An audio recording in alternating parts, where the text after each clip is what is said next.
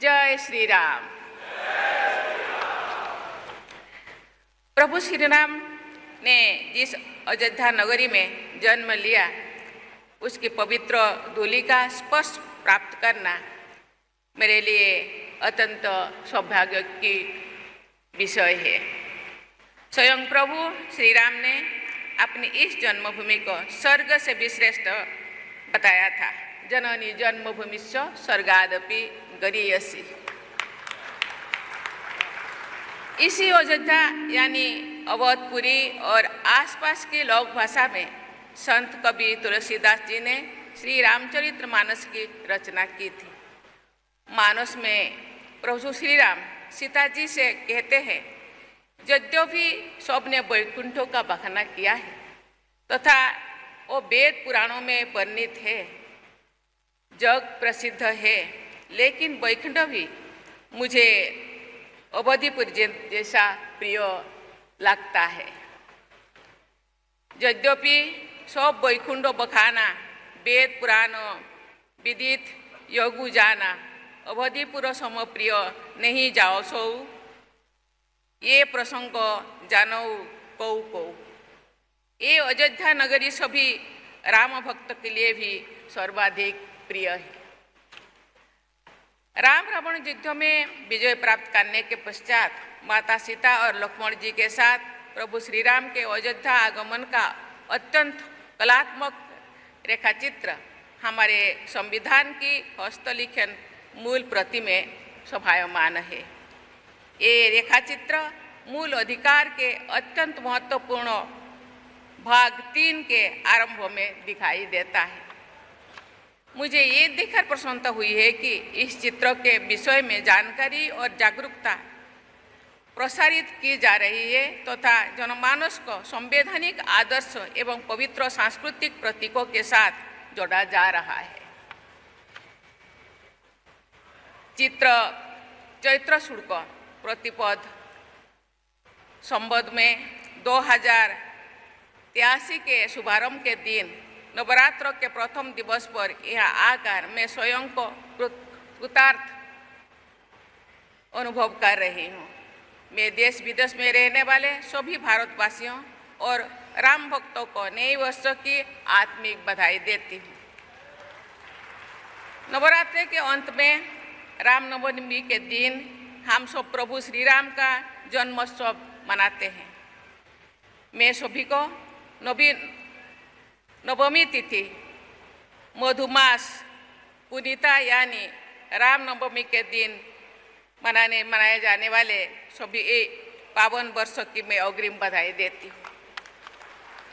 इस पवित्र श्री राम जन्मभूमि मंदिर का भूमि पूजन, यहाँ रामलीला के दिव्य विग्रह के प्राण प्रतिष्ठा, राम दरबार का भक्तजनों के लिए खोला जाना तथा मंदिर के शिखर पर धर्म ध्वजारोहण की तिथियां हमारे इतिहास और संस्कृति की स्वर्णिम तिथियां हैं।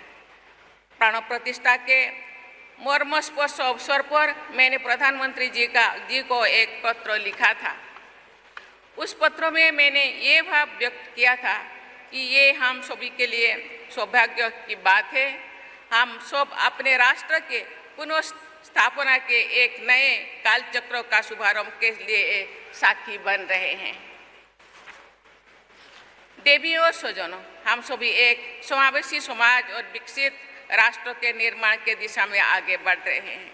प्रभु श्री राम के आशीर्वाद से बस 2047 या शायद उससे पहले ही हम उन लक्ष्यों का प्राप्त कर सकेंगे।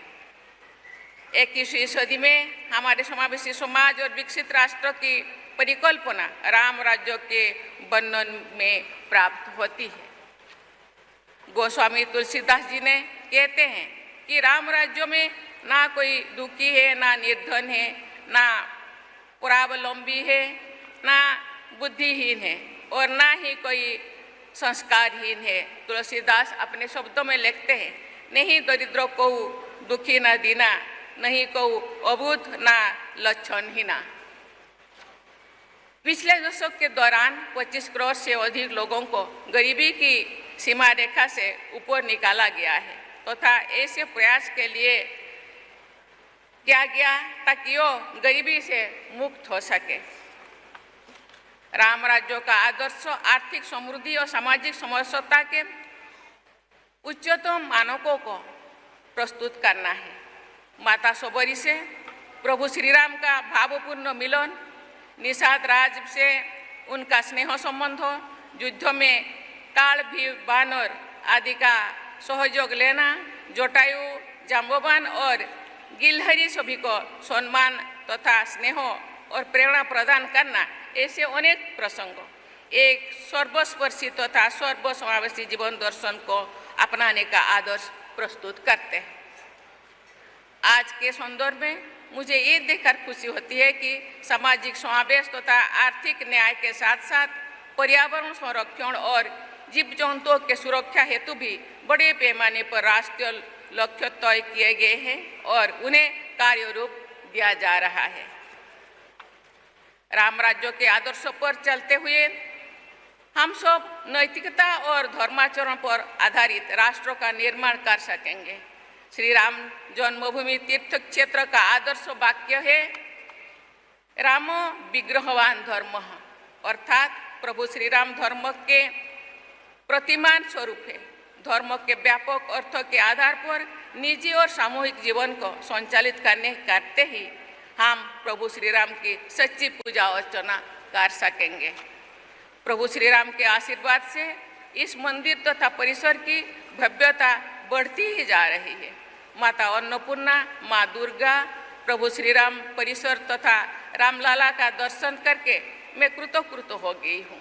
लेकिन प्रभु श्री राम की असीम कृपा से आज इसी पावन परिसर में मुझे और भी पूर्ण लाभ मिल गया है। मुझे सप्त मंदिर में जाकर माता सबरी, निषाद राज, माता ओहला, महर्षि विशिष्ट, महर्षि वाल्मीकि, महर्षि विश्वामित्र और महर्षि अगस्त की पवित्र मूर्तियों का दर्शन करने और आशीर्वाद प्राप्त करने का भी सौभाग्य मिलेगा। मेरी प्रार्थना है कि प्रभु श्री राम तथा सभी देवी देवताओं एवं दैवी विभूतियों की कृपा सभी देशवासियों पर बने रहे। उन सब की कृपा से हम आधुनिक विश्व में राम राज्य जैसे व्यवस्था स्थापित कर सके। देवियों और स्वजनों, मैं चाहूँगी कि हमारे सभी देशवासी घोट घोट व्यापी राम के पवित्र शक्ति भाव के साथ एकात्म होकर आगे बढ़े। जन सामान्यों की भाषा में हम सब सुनते रहे हैं, मुझ में राम, तुझ में राम, सब में राम समाए। राम भक्त के पवित्र बंधन में जुड़कर सबके प्रति अपनेपन के भाव के साथ हम राष्ट्र निर्माण करें। इस दिव्य मंदिर के द्वितीय तल गर्भगृह में श्री राम यंत्र की स्थापना और पूजन करने का अवसर मुझे मिला। मुझ पर प्रभु श्री राम की असीम कृपा का प्रमाण है। ये मेरी विनम्र मान्यता है। ये श्री राम यंत्र कांची कामकोठी पीठ के जगत गुरु शंकराचार्य जी द्वारा प्रदत्त है। प्रभु श्री राम और भगवान शंकर के बीच दैवी स्नेह के आदर्शों को उनके भक्तों की परंपराओं ने भी अपने उपासना पद्धतियों में निरंतर बनाए रखा है। श्री रामेश्वरम में शिवलिंग की स्थापना और विधिवत पूजा करने के पश्चात स्वयं प्रभु श्री राम ने गोस्वामी तुलसीदास जी के शब्दों में कहा है, शिव समान प्रिय मोहे ना दूजा। श्री राम यंत्र भगवान शंकर की उपासना परंपरा से जुड़े कांची कामकोठी पीठ तथा श्री रामचंद्र जन्मभूमि तीर्थ क्षेत्र के बीच के प्रगाढ़ स्नेह का प्रतीक है। ये पारस्परिक स्नेह हमारी सनातन परंपराओं की आधुनिक अभिव्यक्ति है। ये मंदिर परिसर कला और शिल्प की अनुपम अभिव्यक्तियों से समृद्ध है। ऐसा लगता है मानो स्वयं भगवान विश्वकर्मा जी ने यहाँ विद्यमान निर्माण और शिल्प से जुड़ी संस्थाओं को और शिल्पकारों तथा श्रमिकों को कुशलता और प्रेरणा प्रदान की है। मैं सभी श्रमिकों, शिल्पकारों और निर्माण संस्थाओं की हृदय से सराहना करती हूँ।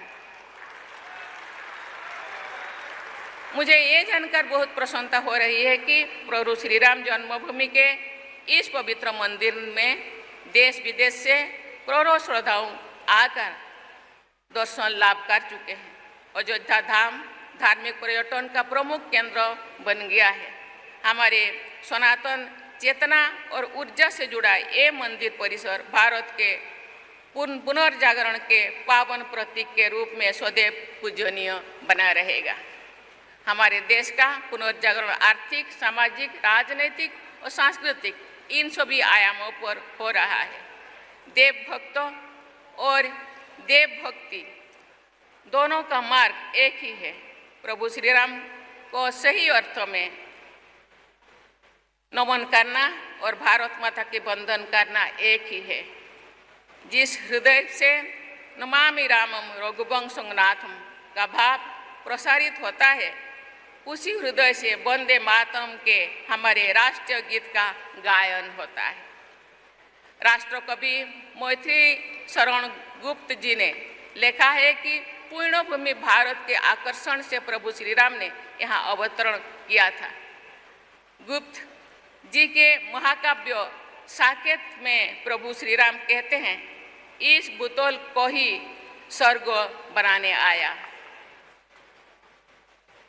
आज साकेत यानी प्रभु श्री राम की अयोध्या नगरी में हम सब ये संकल्प ले कि भारत माता के गौरव को विश्व समुदाय के शिखर पर ले जाएंगे। प्रभु श्री राम की कृपा से हमारा ये संकल्प सिद्ध हो। इसी प्रार्थना के साथ मैं अपनी वाणी को विराम देती हूँ। धन्यवाद। जय हिंद, जय भारत, जय श्री राम।